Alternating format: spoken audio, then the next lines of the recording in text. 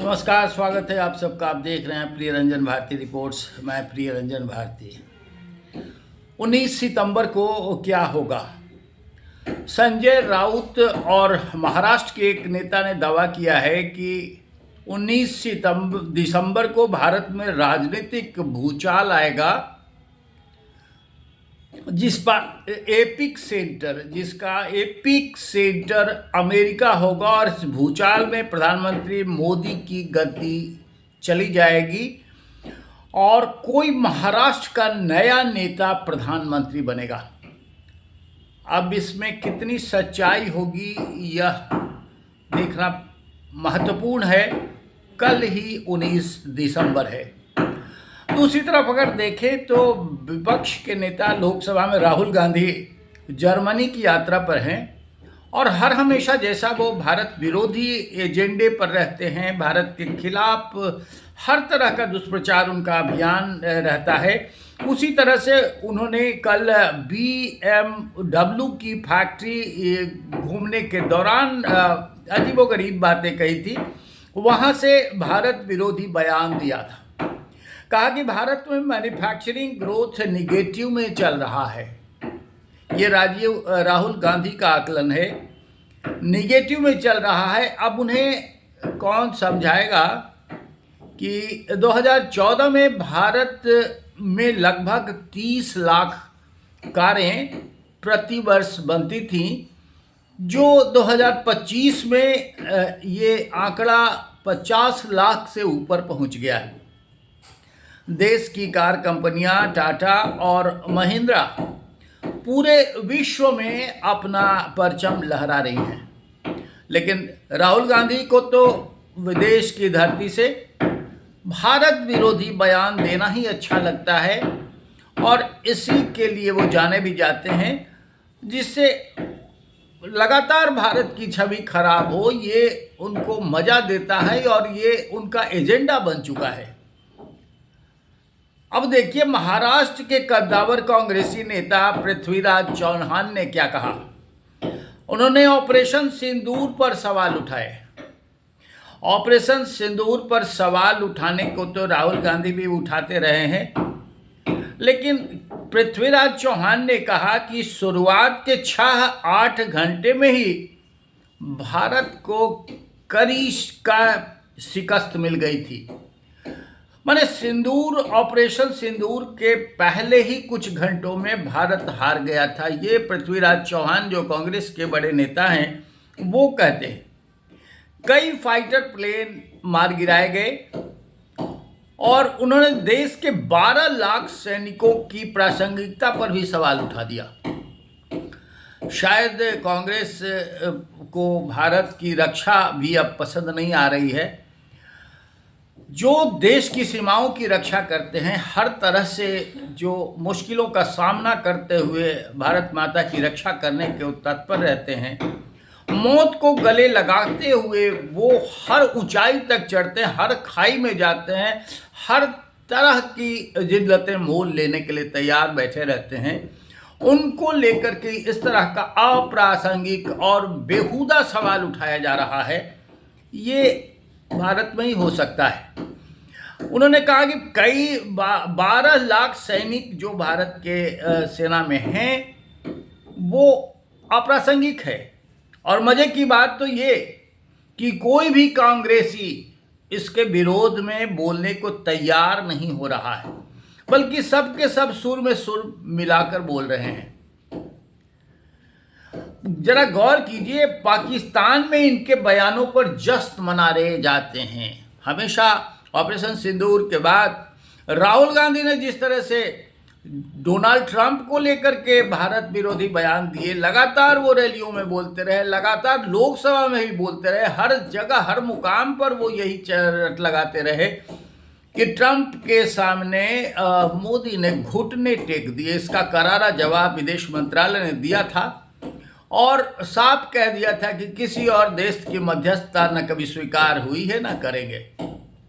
और ये भी कह दिया था कि ऑपरेशन सिंदूर जारी है और जारी रहेगा। सारे दस्तावेज सारे खुलासे कर दिए थे, लेकिन इसके बावजूद पाकिस्तान की तारीफ भले ना करें सीधे शब्दों में, ऐसे बयान देंगे जिससे भारत विरोध का स्वर सुनाई दे और दुनिया में जो सबसे बड़ा भारत का शत्रु देश है पाकिस्तान, वहां जश्न का माहौल बने। और इस बयान के बाद पृथ्वीराज चौहान ने जो बयान दिया, उसके बाद फिर जश्न का माहौल वहां बन उठा है। ये सभी अनायास एकदम से नहीं हो रहा है। इन सब के पीछे एक सोची समझी हुई गहरी साजिश है और इस साजिश की बू आती है इन बयानों से। साफ संकेत मिलते हैं कि भारत विरोधी इस तरह के बयानों से राहुल गांधी और उनकी कांग्रेस क्या चाहती है और भारत का कैसा वो तस्वीर कैसी देखना चाहते हैं, ये साफ संकेत दे रहा है। भारत के मोदी विरोध के नाम पर ये भारत विरोध पर उतर आए हैं। आप जरा कल्पना कीजिए कि जिस देश की संसद में विपक्ष के नेता हों और वो भारत विरोधी हर तरह के रवैये को रुख इख्तियार करते हुए वो पूरी दुनिया में भारत के विरोध के एजेंडे पर काम कर रहे हों, उसे क्या वास्तव में भारतीय संसद में विपक्ष के नेता कहा जाना चाहिए? लेकिन है, ये भारतीय उदारता है, भारतीय लोकतंत्र की महानता है। वो विपक्ष के नेता हैं और डंके की चोट पर वो भारत विरोधी एजेंडे पर विदेशों में काम कर रहे हैं। ये सब कुछ जिस तरह से हो रहा है उसमें डीप स्टेट की मदद से भारत को अस्थिर और अपमानित करने की गहरी साजिश रची जा रही हो, इससे इनकार आप नहीं कर सकते हैं। ऐसा सच लग रहा है। अब देशवासियों को चाहिए कि ऐसे बयानों को लेकर के उन्हें मुंहतोड़ जवाब दिया जाए और सही वक्त पर उनको ऐसी सबक सिखाई जाए कि जिससे वो फिर आने वाले दिनों में अपनी हरकतों से बाज आए। आखिर कांग्रेस और राहुल गांधी को ये सब क्यों पसंद आ रहा है, ये सबसे बड़ा सवाल खड़ा होता है। आप मोदी का विरोध करिए, मोदी प्रधानमंत्री वाकई देश के चुने हुए प्रधानमंत्री के विरोध करने का जज्बा आपके अंदर है, आपको अधिकार भी है संसद के विपक्ष के नेता के नाते। लेकिन मोदी विरोध की हवा को आप भारत विरोध के स्वर में गुंजायमान कर रहे हैं।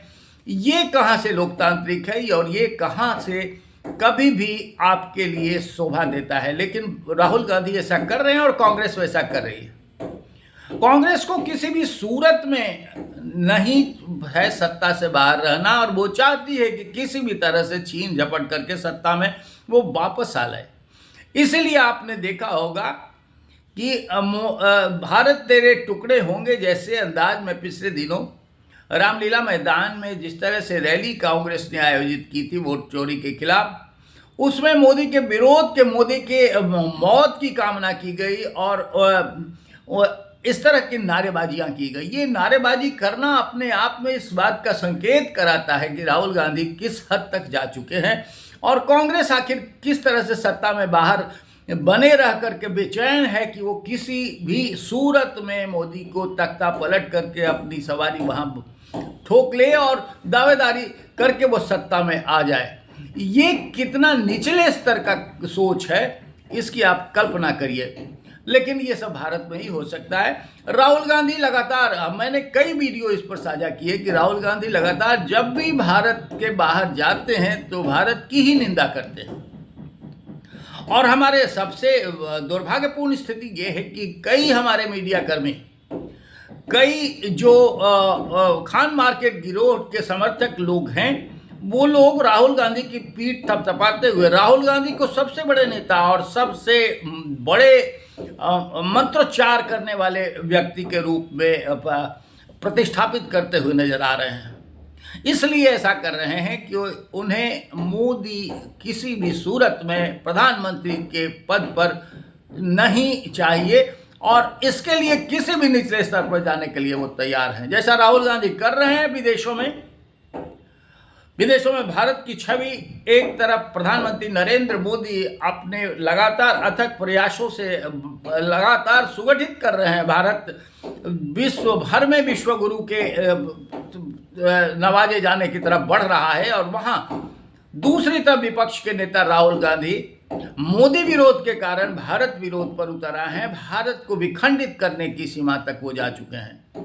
आखिर ये कब तक चलेगा, ये तय करना भारतीय जनता का काम है और भारतीय जनता सर्वोपरि है। वो ज़रूर इस बात को संज्ञान लेगी और ठोक बजा करके सही निर्णय ज़रूर करेगी। आप भी इस पर अपनी प्रतिक्रिया दीजिए कि हमारा वीडियो सही है, वाकई प्रासंगिक है या नहीं। अपनी राय दीजिए कमेंट बॉक्स में। और हमारे इस वीडियो के साथ साथ हमारे इस चैनल को सब्सक्राइब नहीं किया तो सब्सक्राइब कीजिए, लाइक कीजिए, शेयर कीजिए। फिर मिलते हैं। नमस्कार।